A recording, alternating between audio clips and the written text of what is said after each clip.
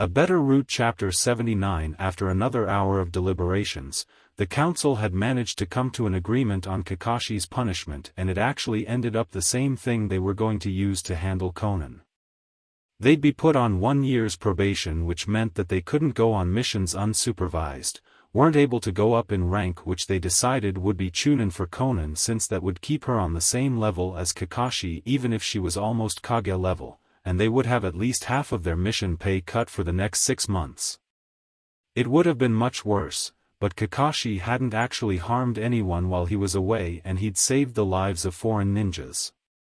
That earned him some points for sure. However, they were still in debating whether or not they wanted Naruto to start sage training so soon. Ma and Pa were insistent that he needed to do it as soon as possible to make sure that he could defend himself from pain, while the council argued back that his Jinchuriki training would make him able to handle pain and that they'd avoid him having to face pain at all anyways. Hiruzen then pointed out since he'd been hunting Jinchurikis for so long, pain might have ways to counter the tailed beast's power, and that if Naruto ever was alone with pain then the sage training would come in handy, and that it might not be a bad idea to have Kakashi and Mito attempt sage training as well.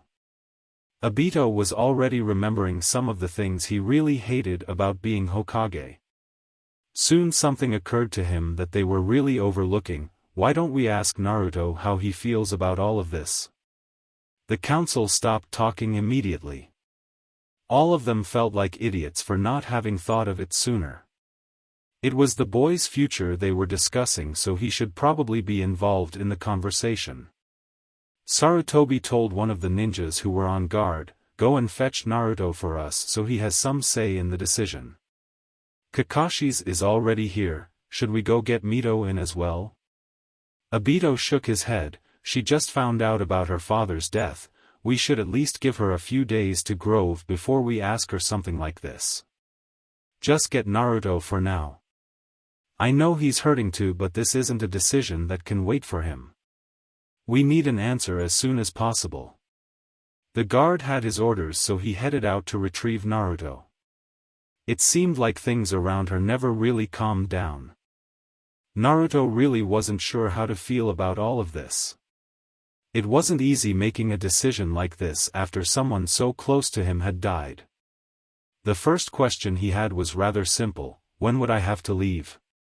Obito wasn't really sure. "We don't know exactly when you'd have to go, but we would give you at least a month to settle down in the Leaf and spend time with your family." Naruto didn't think that sounded too bad, but it still didn't sound good. "Okay, how long would be gone?" Pa answered that would depend on how you boy. It's possible to learn it in a matter of weeks. It's also possible that you may never complete it like your sensei and father. You could go for a set amount of time, and if you don't complete it by then you could just go home or... Naruto spoke up, "I'll do it." Obito didn't understand why he's so willing all of a sudden. "You seem very certain, how come?" Naruto looked up with determination. "If it can be completed in a matter of weeks then I'll do it. I completed the Rasengan in less than a week, which everyone told me was impossible. I've gained control of the Kyuubi, which only the first Hokage and Madara Uchiha could do. Something that can be completed in just weeks is gonna be a cakewalk for me." Pa started to chuckle. "I like this boy, he's a fighter. Alright, we'll have you come to Mount Myaboku in a month to start your training. You'd better be ready, kiddo." Obito was about to ask for details when the toad poofed away. He asked his son, "If we can get the snakes to agree, would you like to start sage training as well?"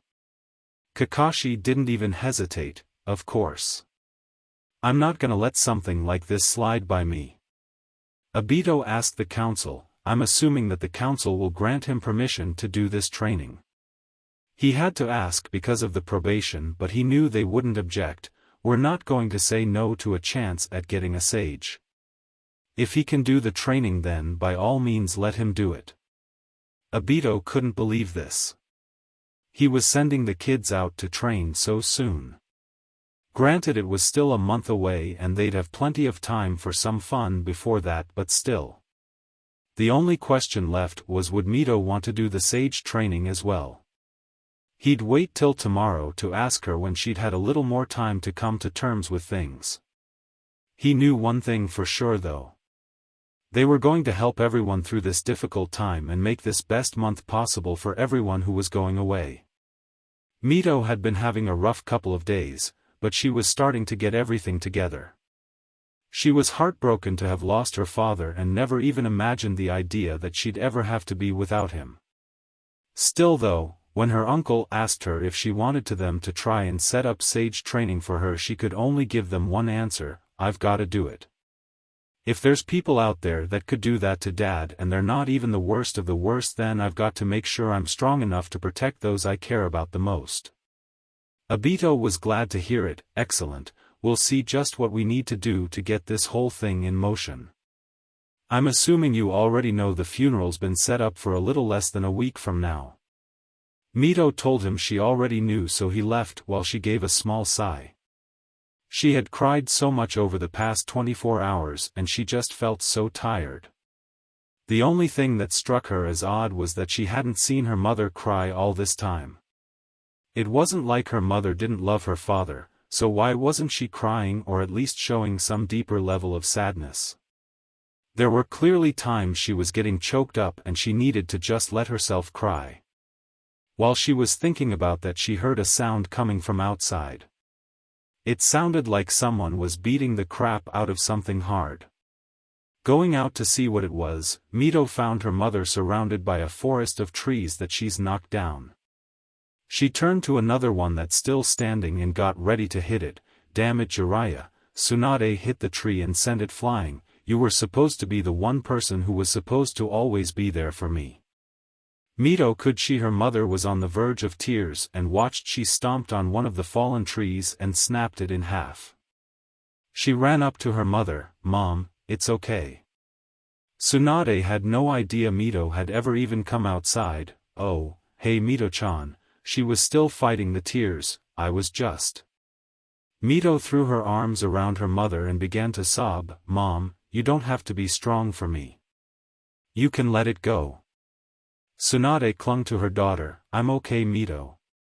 Mito didn't believe her. No, you're not. Look at what you did. We're gonna be okay, Mom, you can let it out. Tsunade been trying to act so strong. She was trying to that rock for her daughter that Jiraiya had been for her. But she couldn't hold it back any longer. Falling to her knees, Tsunade began to weep and Mito wept with her. They held each other close for comfort. Both of them were hurt right now, but at least they still had each other. The week passed painfully for the citizens of the Hidden Leaf. Jiraiya had been liked by almost everyone, even if he had been peeping on women for most of his life. When his funeral came, the turnout was absolutely massive. Kakashi and Ino had plenty of people at their funerals, but Jiraiya must have had well over 5,000 people there. Even the fire daimyo himself had come to mourn the loss of the toad. Wasn't even enough room for people to sit. There were almost 100 speeches made about him, but only 3 in total had been worth listening to. The first had been Tsunade, who went up with Mito. She had a hard time getting herself to speak, but she knew she had to. I'd like to thank you all for coming with me to celebrate the life of my late husband. I've lost a lot of people in my life and it amazes me every time how willing everyone is to lend their support. When I was growing up with Jiraiya, I thought he was a pervert and an idiot. While he may have been a little of both of those things, he was also one of the kindest men I've ever met in my life. He was always more worried about the problems of others than his own and did whatever he could to make the world a better place. She was starting to cry. I'm sorry, but I just can't bring myself to say anything else. Mito didn't really say anything as she couldn't get herself to speak long enough to do something like this. Hiruzen had quite a speech to make himself though. Jiraiya, you were the biggest pain in my ass I'd ever faced when I started training you, and frankly I wouldn't trade a single second of it. I've known few men in this world whose will of fire burned brighter than yours, and your books were pretty damn great too.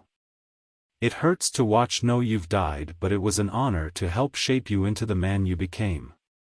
The last great speech of day came for him apprentice Naruto. Jiraiya-sensei is one of the greatest men I've ever known. No matter how much pain he went through from losing the man he viewed as a son to watching his best friend betray him, he never stopped thinking about making a better future for his friends. He taught me so much about the toads and about my father's jutsus, and I can never repay him for that. If I'm ever given the chance, I'll have to do my best to thank you in the afterlife. Goodbye, sensei. With that, the coffin was closed. It was specially made in the shape of toad. He'd actually had the coffin made on a whim years ago and vowed he'd be buried in it. Tsunade was relatively certain he'd originally meant it as a joke, but she thought he'd like it anyways. Jiraiya had been a truly great man and he wouldn't soon be forgotten.